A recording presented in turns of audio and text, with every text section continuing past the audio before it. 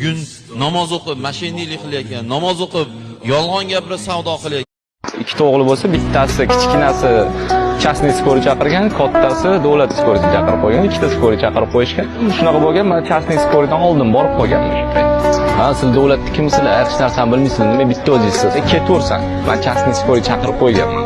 Qanti nafas siqilib, turist bo'yotdilar. Men aytdim, qaytib kirib yordam ko'rsadik, keyin kelib частный ham davom ettiraveradi. Частный skori kirib keldi. Anu kichkina o'g'limdan qaradi, bo'ldi, sen qoch. Kuchingizga ham muomala qilma deb kerak yo'q. Uje yordam ko'rsatdi, nafaslar ochildi. Ani qochsam bo'ldi, men bolalar qaraydi. Shunda uni bolalar kirdi, bunday qaradi. Sanjar aka, assalomu alaykum. To'g'ri, ukam yaxshimisan, tushunsan? Yo'q, qaralaring desa, bolalar aytdi, "Aka, bizni nima qilib beradi ustozimiz masjidga?" Ustozimiz bu odam. Bizani o'rgatgan odam naqshi bo'ladi, dedi.